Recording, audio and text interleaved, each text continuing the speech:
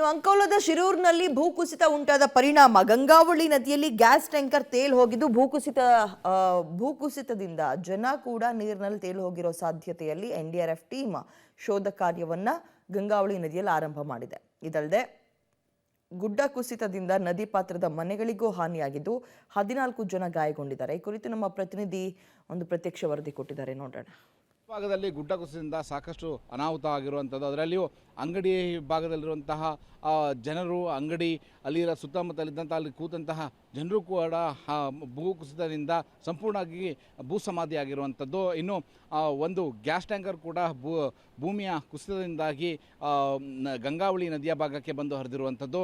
ಅದರಲ್ಲಿ ಈಗ NDRF ತಂಡ ಇವತ್ತು ರಕ್ಷಣೆಗೆ ಹೊರಟಿರುವಂಥದ್ದು. ನೀವು ನೋಡ್ಬೋದು, NDRF ತಂಡ ಈಗ ರಕ್ಷಣೆಗಾಗಿ ಗಂಗಾವಳಿ ನದಿಯ ನೀರಿಗೆ ಇಳಿದಿರುವಂಥದ್ದು. ಬಹುತೇಕ ಈ ಭಾಗದಲ್ಲಿ ಅತಿ ಹೆಚ್ಚು ನೀರಿದೆ, ಮಳೆಯೂ ಕೂಡ ಹೆಚ್ಚು ಬರ್ತಾ ಇರುವಂಥದ್ದು. ಇಂಥದ್ರಲ್ಲಿ ಕಾರ್ಯಾಚರಣೆಯೂ ಕೂಡ ಸಾಕಷ್ಟು ಅಡ್ಡಿ ಆಗ್ತಾ ಇದೆ. ಜೊತೆಗೆ ಸುಮಾರು 20ಕ್ಕೂ ಹೆಚ್ಚು ಜನ ನೀರಿನಲ್ಲಿ ತೇಲಿ ಹೋಗಿರುವಂತಹ ಸಾಧ್ಯತೆಗಳಿದೆ. ಹಾಗಾಗಿ ಶೋಧ ಕಾರ್ಯ ಕೂಡ ಈಗ ನಡೀತಾ ಇರುವಂಥದ್ದು. ಇನ್ನು ನೀವು ನೋಡ್ಬೋದು, ದೂರ ಭಾಗದಲ್ಲಿ ಶಿರೂರಿನ ಭಾಗದಿಂದ ಏನು ಗುಡ್ಡ ಕುಸಿತು, ಆ ಗುಡ್ಡ ಕುಸಿತದಿಂದ ಪಕ್ಕದ ಮನೆಯೂ ಕೂಡ ಜರಿದು ಮನೆಯಲ್ಲಿದ್ದವರು ಕೂಡ ಕಾಣೆಯಾಗಿರುವಂಥದ್ದು. ಇನ್ನು ಮಣ್ಣು ಯಾವ ಮಟ್ಟಕ್ಕೆ ನಿಂತಿದೆ ಅಂತಂದರೆ, ಕೆಳಗೆ ನದಿಯ ನೀರು ಹರಿತಾ ಇದ್ರೂ ಕೂಡ ನದಿಯ ನೀರಿಗಿಂತ ಮೇಲ್ಮಟ್ಟದಲ್ಲಿ ಗುಡ್ಡದ ಮಣ್ಣು ಬಂದು ನಿಂತಿರೋದನ್ನು ನೀವು ನೋಡ್ಬೋದಾಗಿದೆ. ಇನ್ನು ಈ ಭಾಗದಲ್ಲಿ ನದಿಗೆ ಮಣ್ಣು ಕುಸಿದಾದ ನಂತರ ಸುಮಾರು 14 ಜನರಿಗೆ ಸಮಸ್ಯೆ ಆಗಿದ್ದಾವೆ. 14 ಜನರನ್ನು ಕುಮಟಾದ ಆಸ್ಪತ್ರೆಯಲ್ಲಿ ಈಗ ರವಾನೆ ಮಾಡಿರುವಂಥದ್ದು. ಆ ಭಾಗದಲ್ಲಿರುವಂತಹ ಮನೆಗಳೆಲ್ಲವೂ ಕೂಡ ಕುಮಟಾ ತಾಲೂಕಿಗೆ ಬರುವಂಥದ್ದು. ಇನ್ನೊಂದು ಭಾಗದಲ್ಲಿ ಬರುವಂಥದ್ದು ಏನು ಶಿರೂರು ಇದೆ, ಇದು ಅಂಕೋಲಾ ತಾಲೂಕಿಗೆ ಬರುವಂಥದ್ದು. ಈಗ ಶಿರೂರು ಭಾಗದಲ್ಲಿ ಕುಸಿದಂಥ ಗುಡ್ಡದಿಂದ ಅನಾಹುತ ಆಗಿದ್ದಲ್ಲದೆ ಆ ಗುಡ್ಡದ ಮಣ್ಣು ಕುಸಿದು ಬಂದು ಒಂದು ಮನೆಯೂ ಕೂಡ ಸಂಪೂರ್ಣವಾಗಿ ಜಲಾವೃತವಾಗಿದ್ದಾವೆ.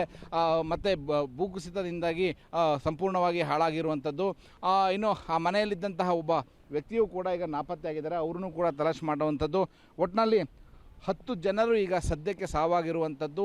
20ಕ್ಕೂ ಹೆಚ್ಚು ಜನ ಸಂಶಯಾಸ್ಪದವಾಗಿ ಕಾಣೆಯಾಗಿರುವಂಥದ್ದು. ಯಾರ್ಯಾರು ಏನೇನಾಗಿದ್ದಾರೆ ಎನ್ನುವುದಕ್ಕೆ ಹೆಚ್ಚಿನ ಮಾಹಿತಿ ಬರಬೇಕಾಗಿದೆ. ಈಗಾಗಲೇ ಜಿಲ್ಲಾಡಳಿತಕ್ಕೂ ಕೂಡ ಹೆಚ್ಚಿನ ಮಾಹಿತಿ ಇಲ್ಲ. ಒಂದು ಶವವನ್ನು ಮಾತ್ರ ಈಗ ತೆಗೆದಿರುವಂಥದ್ದು. ಒಟ್ಟಿನಲ್ಲಿ ಇಡೀ ಉತ್ತರ ಕನ್ನಡ ಜಿಲ್ಲೆಯಲ್ಲಿ ಈಗ 2ನೇ ಭೂಕುಸಿತದ ಒಂದು ದುರಂತ ಈ ಶಿರೂರು ಭಾಗದಲ್ಲಿ ಆಗಿರುವಂಥದ್ದು. ಕ್ಯಾಮ್ರಾಮ್ಯಾನ್ ಸುರೇಂದ್ರ ಜೊತೆ ನವೀನ್ ಸಾಗರ್, ಪಬ್ಲಿಕ್ ಟಿವಿ, ಕಾರವಾರ. ಪಶ್ಚಿಮ ಘಟ್ಟಗಳಲ್ಲಿ ಹೆಚ್ಚುವರಿ ಮಳೆ ಆಗ್ತಾ ಇರೋ ಪರಿಣಾಮ ಉಡುಪಿಯಲ್ಲೂ ಮಳೆ ಆಗ್ತಾ ಇದೆ ಮತ್ತು ಪಶ್ಚಿಮ ಘಟ್ಟಗಳ ನೀರು ಕೂಡ ಕರಾವಳಿಯ ನದಿಗಳಿಗೆ ಸೇರ್ತಾ ಇರೋದ್ರಿಂದ ಹೆಚ್ಚಿನ ಪ್ರಮಾಣದಲ್ಲಿ ನೀರು ಶೇಖರಣೆಯಾಗಿ ಪ್ರವಾಹದ ಪರಿಸ್ಥಿತಿ ಉಂಟಾಗಿದೆ. ಇದು ಮರಣ ಮಳೆಯಾಗಿ ಪರಿವರ್ತನೆ ಆಗ್ತದೆ. ಈ ಸಲ ಹಲವು ಕಡೆ ಗುಡ್ಡ ಕುಸಿದು ಜನ ಜೀವ ಕಳ್ಕೊಳ್ತಾ ಇದ್ದಾರೆ. ಮಗದೊಂದು ಕಡೆ ಭೂ ಕುಸಿತವಾಗಿದ್ದು ಹೋಗ್ತಾ ಇದ್ದ ವೆಹಿಕಲ್ಗಳೇ ತೇಲ್ಕೊಂಡು ಹೋಗುವಂತಹ ಪರಿಸ್ಥಿತಿಗೆ ಬಂದಿದೆ. ಅದೇ ಆಗಿರೋದು ಈ ಅಂಕೋಲದ ಶಿರೂರಿನಲ್ಲಿ ಗಂಗಾವಳಿ ನದಿಯಲ್ಲಿ ಗ್ಯಾಸ್ ಟ್ಯಾಂಕರ್ ಕ್ವಿಂಟಾಲ್ ಗಟ್ಟಲೆ ತೂಕ ಇರುವಂತಹ ಟ್ಯಾಂಕರೇ ಒಂದು ರೀತಿ ಮುಳುಗಿ ಹೋಗಿದೆ. ಜನ ಕೂಡ ತೇಲ್ ಹೋಗಿರುವಂತಹ ಸಾಧ್ಯತೆ ಬಗ್ಗೆ ಅನುಮಾನಗಳು ವ್ಯಕ್ತವಾಗ್ತಾ ಇದೆ. NDRF ಟೀಮ್ ಕೂಡ ಶೋಧ ಕಾರ್ಯವನ್ನು ಯಾರಾದರೂ ಏನು ಎತ್ತ ಅಂತ ಶೋಧ ಕಾರ್ಯ ಆರಂಭ ಮಾಡಿದ್ದು. ಗುಡ್ಡ ಕುಸಿತದಿಂದ ಹಲವಾರು ಅನಾಹುತಗಳನ್ನು ಆ ಭಾಗದ ಜನ ಎದುರಿಸ್ತಾ ಇದ್ದಾರೆ.